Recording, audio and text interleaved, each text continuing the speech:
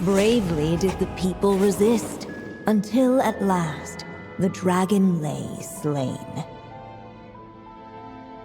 Later, a witch with a love for stories came upon the tale of the evil dragon, and for reasons she could not explain, felt a pang of sorrow on its behalf. For she knew, despite its body being born of wicked alchemy, all along, the dragon's soul was that of an innocent child. Right up to the moment of its death, it had no choice in becoming a vessel of calamity, nor could it fathom the cruel fate that lay before it. Though the witch had a love of stories, she was not pleased with how this one ended. "No, that won't do," she thought. "I'll write you a better ending instead." And so she set off to do just that, borrowing a little magic from her friend.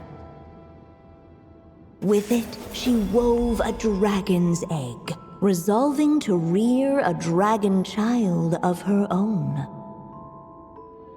Yet long in thought she lingered, wondering what kind of world her little dragon ought to behold upon waking. At last, she made her mind up, adorning the cradle with a wisp of woodland air. Then she quietly waited for the egg to hatch.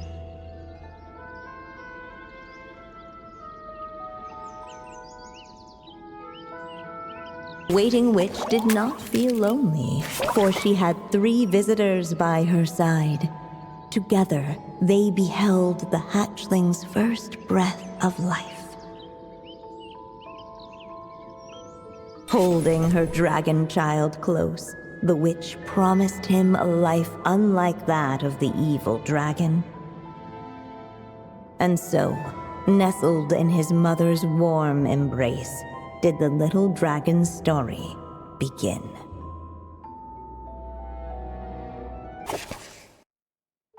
Even a war that shook the world could not halt the witches' gatherings.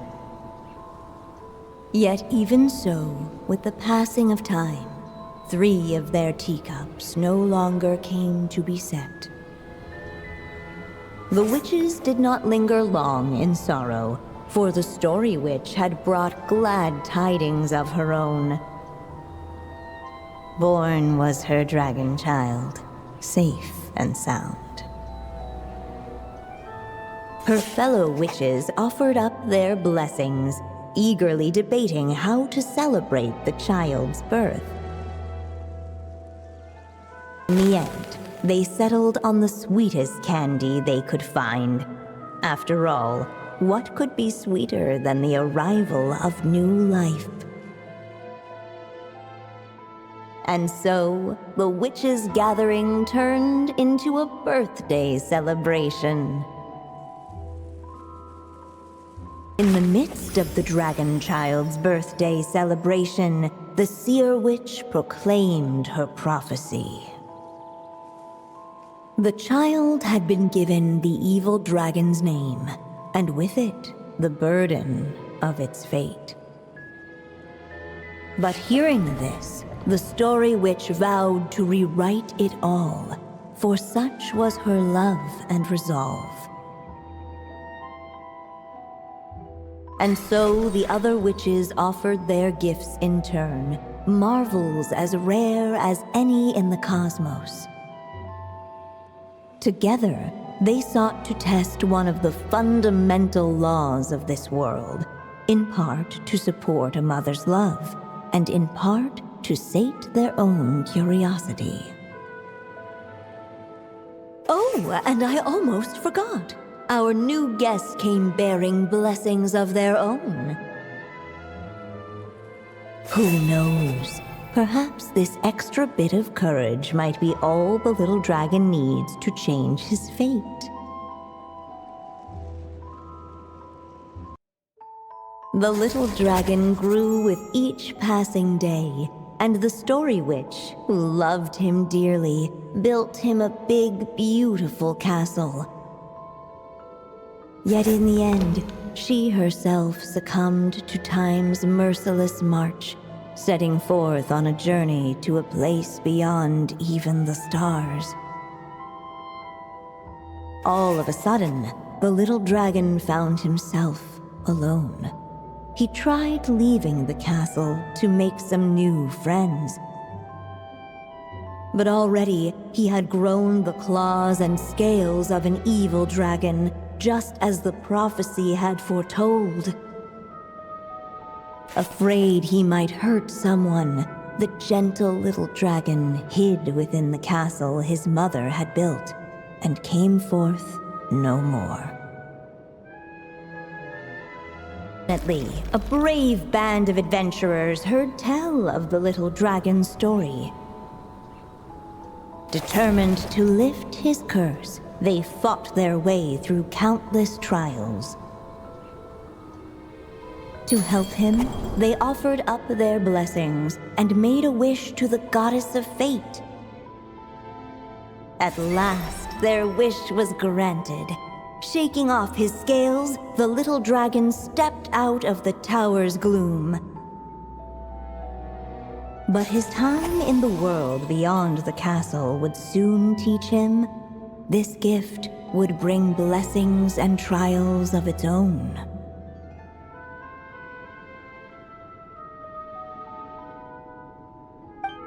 And as far as the little dragon was concerned, the little dragon became companions with a stray cat with dark blue fur. It was a friendship born of all they had in common. He left his castle at the stray's invitation, setting out to explore the world beyond its walls.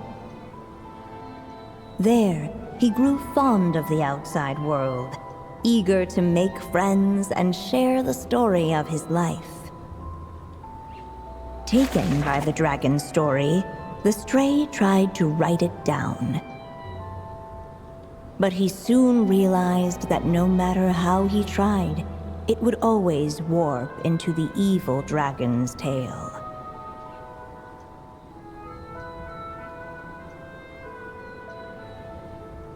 And wandered astray. Fortunately for him, a certain prophetess had left behind a prophecy to guide him. The wind took the prophecy and swept it off into the distance, and so the little dragon was shown a path to wander. Following the wind's guidance, the little dragon made his escape. In turn, the prophetess affirmed the little dragon's choice, leaving an extra secret as her parting gift. Now that you've made up your mind, I shall keep my promise by explaining fate's little trick. Long, long ago, the gods of the high heavens gave the world outside the castle a magic of its own. They called it storytelling. It was a magic of almost unshakable power that governed how people met, grew close, and understood one another. Each person had a story meant for them and them alone, one whose ending was written in the heavens long ago. In truth, your story and the evil dragons are simply two versions of the same tale, and that is something the magic of storytelling cannot abide. Beyond the castle's walls, your story cannot take root, for the evil dragon's tale has done so already.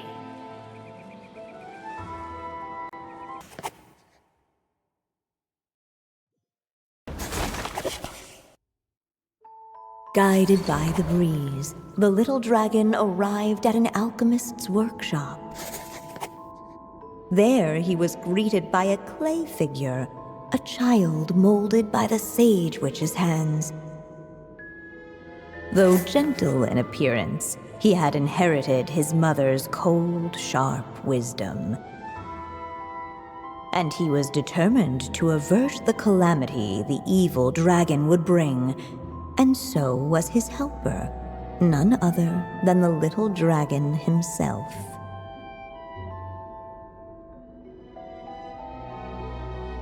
It was none other than the evil dragon's heart itself. Though the creature had perished long ago, its heart was still there, pulsing away and growing warmer with every beat. And the clay alchemist knew what it meant. That the evil dragon would return one day, just as the prophecy had foretold. Yet, guided by his mother's wisdom, he foresaw another fate. If only the alchemist could bestow this heart upon the little dragon, he might be reborn in the evil dragon's stead. Only then would the evil dragon's heart grow still, and the little one inherit its tale. At last, the little dragon accepted the evil dragon's heart, and a new life came into being. The evil dragon's heart beat in his chest, and the little dragon's soul guided him forward. Thus did the prophecy hold true, even as fate had been rewritten, and so was the little dragon born anew.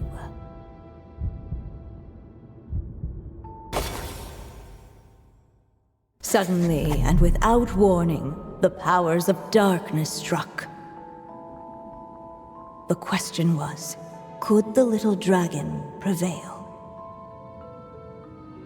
Alas, it was here that the story witch's tale had to end.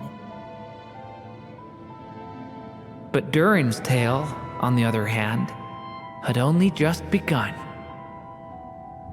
Stepping into his mother's memories, he picked up her pen. And so the story that was ending began anew. He had made up his mind to challenge the fate that barred the way ahead.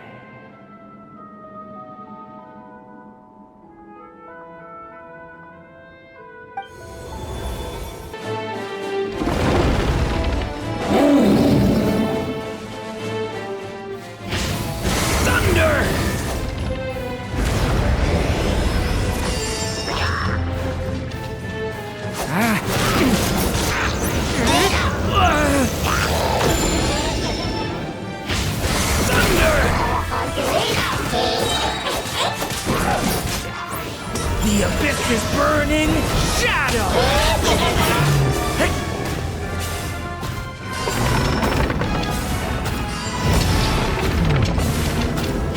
Get back!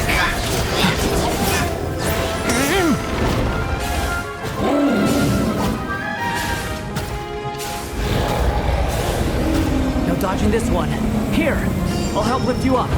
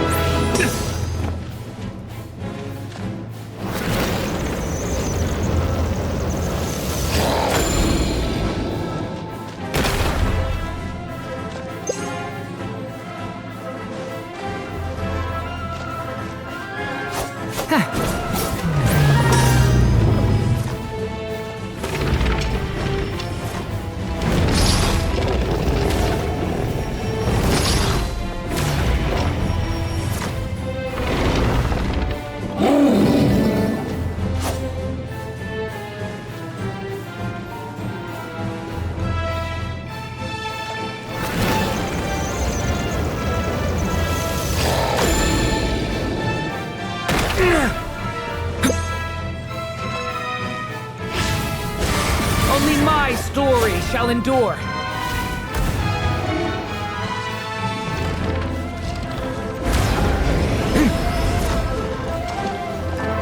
Stay away from me!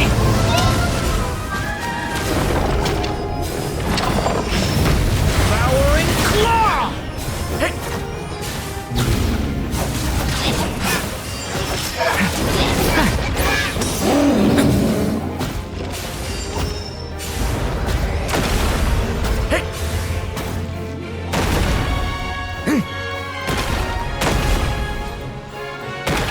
Looks like there's nowhere to hide. Here, I'll cover for you.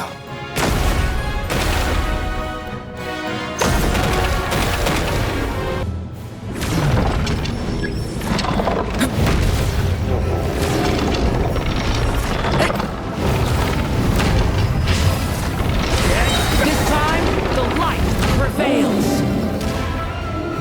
And so it was that Durin defeated the darkness and rewrote his fate. But his story is far from over.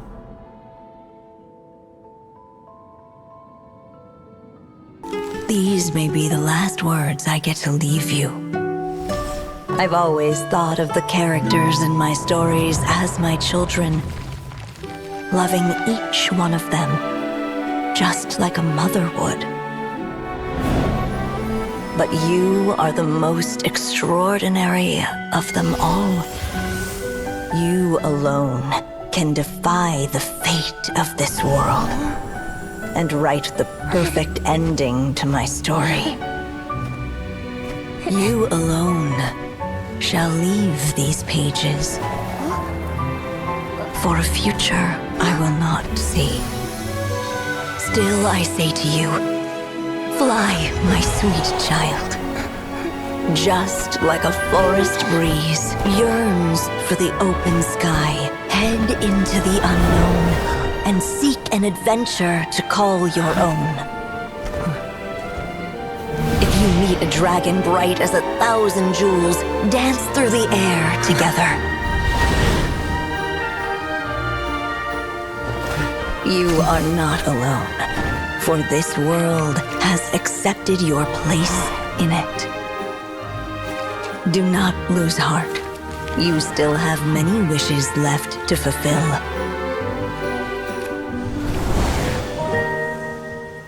A long tale awaits you, my love.